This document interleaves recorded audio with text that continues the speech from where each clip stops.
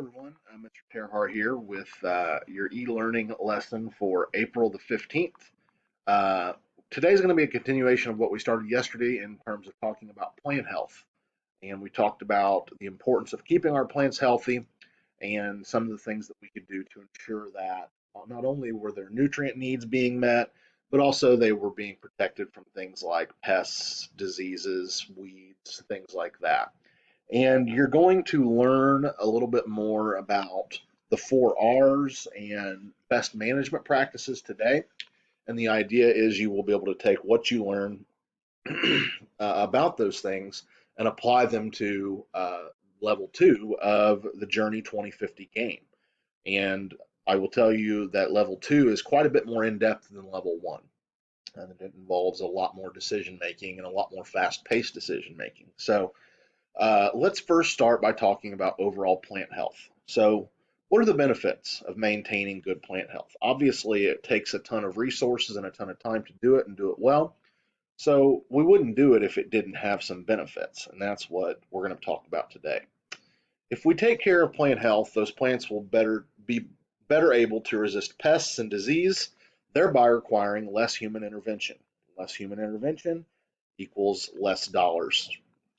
Plants will grow vigorously and be able to outcompete or grow faster than weeds. That's going to reduce our need for herbicides, which is always a good thing. That helps to reduce our input costs and it's better for the environment. Plants will grow to their genetic potential, and in doing that, will produce more food. Higher yields equal more food for the consumers, and ultimately, that's one of our main goals through this whole project. So let's talk about best management practices. Farmers have the ability to make decisions pretty much based on what they think is best. And there are poor decisions, there are okay or good decisions, and there are the best decisions. Now, depending on what type of choices they make, that can have a huge impact not only on the yield of that particular crop, but also it can have environmental impacts as well. Now, obviously, why wouldn't we always use the best choice, right? If we knew what the best choice was, why wouldn't we always use that? Well, oftentimes the best choice is the most expensive choice in terms of the amount of fertilizer, the type of fertilizer, the way that we apply it, the way that we treat that soil. It's oftentimes more expensive. But the idea is that if we invest in the best choices, it will result in the most end product. That basically, yeah, we're spending more money up front to do the best management choices for that particular field, but we will get a return from those choices with a higher yield at harvest, which we're going to sell for more money. So there's several things in which we can do to use best management practices. And then we'll talk about best management practices more when it comes to our game here. So the 4 R's of nutrient stewardship. So whenever we are managing the nutrients of a particular soil, and you'll have to remember that the 3 main nutrients that we're looking at are nitrogen, phosphorus, and potassium, N, P, and K. Okay, so there's 4 R's that we need to consider when we're deciding how to best manage those nutrients. Okay, the 4 R's are right source. Okay, so the right nutrient based on what that crop needs to grow. The right time, so applying the nutrients when the crop needs it. So knowing when that crop has the highest need for a particular nutrient. The right rate, okay, which is the correct amount, and the right place. So basically, the right nutrient put on at the right time, at the right amount, in the right location. Now, rate and location are important because we said yesterday, more isn't always better when it comes to nutrients in plants. Too much of a good thing is a bad thing. If we put too many nutrients, too much fertilizer on the crop, the rest of that fertilizer is just going to run off. Not only is it costing us more money, but it's polluting the environment. So we need to make sure that we are putting on fertilizer at the right rate. We also need to make sure we're putting it in the right place. Yesterday in the video, they mentioned that if we just put those nutrients on the surface of the soil, yeah, that helps some, but what happens when we get rainfall? Well, that rain falls to the ground and it washes those nutrients away, and that fertilizer ultimately ends up in water sources like rivers, lakes, and ponds, which we want to avoid because those nutrients are toxic in those environments. So it's much better to put the soil or put the fertilizer underneath the soil so that it's protected from running off. So those are the 4 R's of nutrient stewardship: source, the right source, the right time, the right rate, and the right place. So you see the difference that uh, fertilizer makes. Here's a canola crop, and canola isn't a crop that we grow a lot here in the Midwest, but if you go up to places like Canada, they grow a lot of canola up that way, and they use it to make canola oil, which is a popular vegetable oil substitute. So you look here, here's two different plots of canola. Okay, this one was fertilized based on the 4 R's of nutrient stewardship. Okay, and you see here no nutrients added to the soil. Obviously, major differences in terms of plant growth, and you just have to assume that yields are going to be much, much more favorable over here on the canola that was fertilized versus the canola that was not.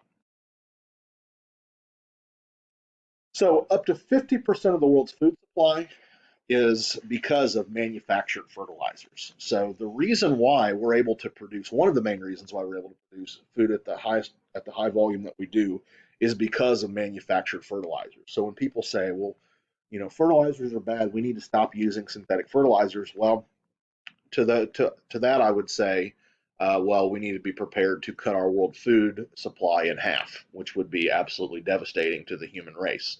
So we are very reliant on manufactured fertilizers, and there's absolutely nothing wrong with those manufactured fertilizers as long as they're used properly. If you use those fertilizers using the 4 R's, there's absolutely nothing wrong with those fertilizers. It's when they're used improperly that they become a damaging thing for the environment.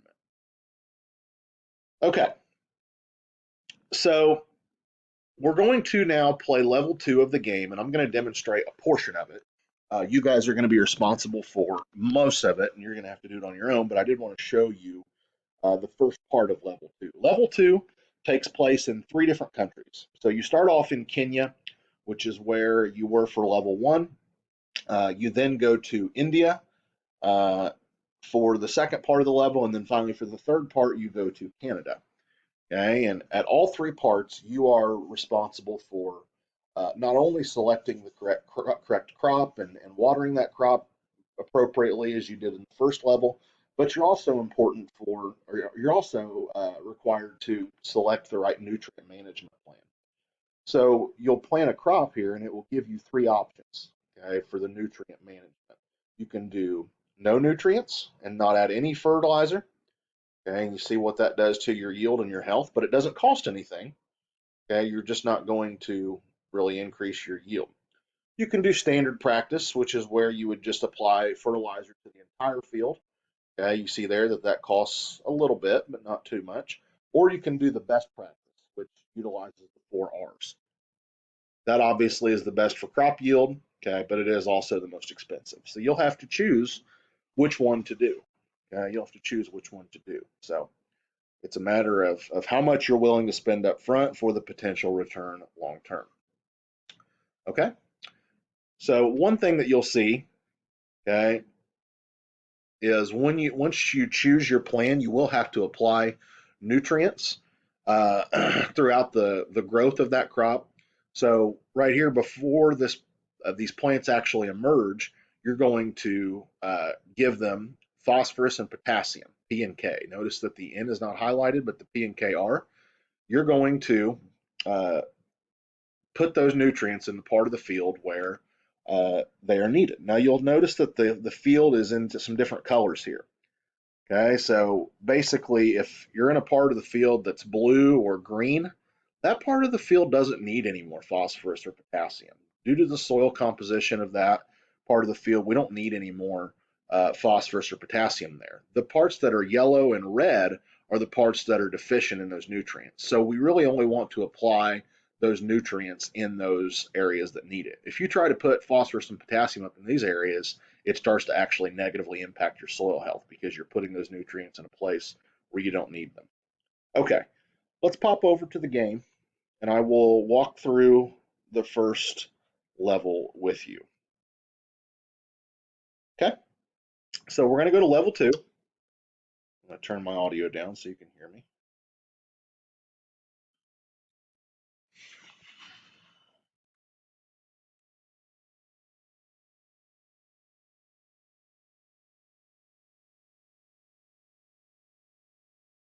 Whoops, sorry about that.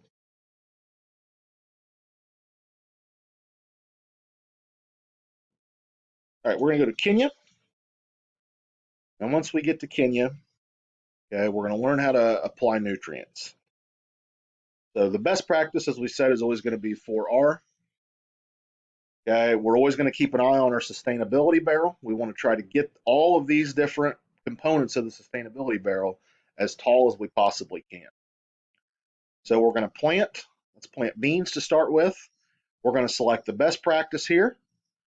Okay, we're going to only put the fertilizer where we need it. So kind of like that. Okay, now we're going to come over here and we're going to plant beans over here and we're going to do no nutrients just to kind of show you the comparison. Okay, so we're not going to worry about putting nutrients there. Now keep in mind we're going to want to apply water periodically. And we're good there. Let's put some water on this field as well.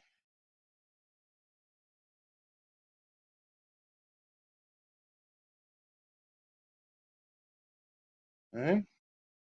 All right, these are ready to harvest. So let's first harvest this field.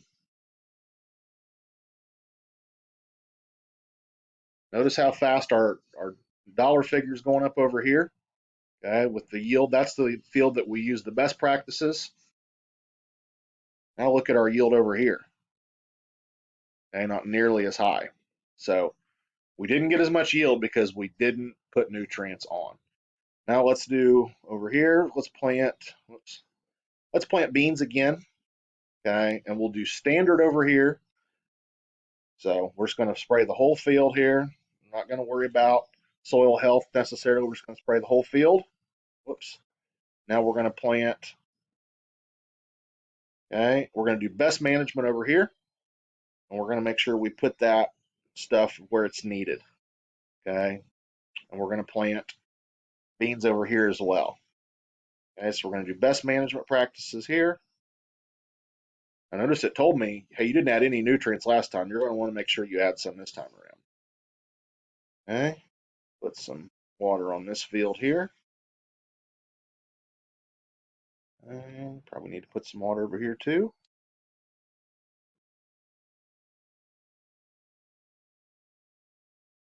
Okay, so our beans are growing. Notice that our barrel's on the rise.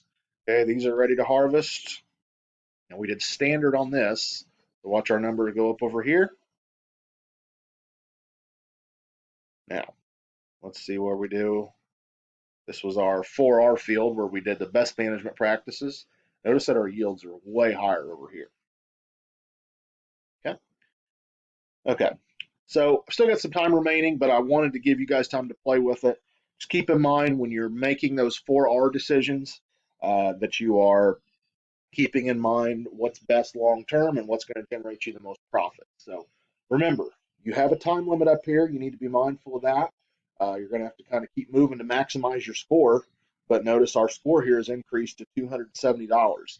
You will have, or 270 for our sustainability score. You will have investment opportunities that'll pop up. When those pop up, I encourage you to click on them because those investments will ultimately help to raise, okay, the stakes of your sustainability barrel. Okay, so you're going to finish up your time here with the family in Kenya.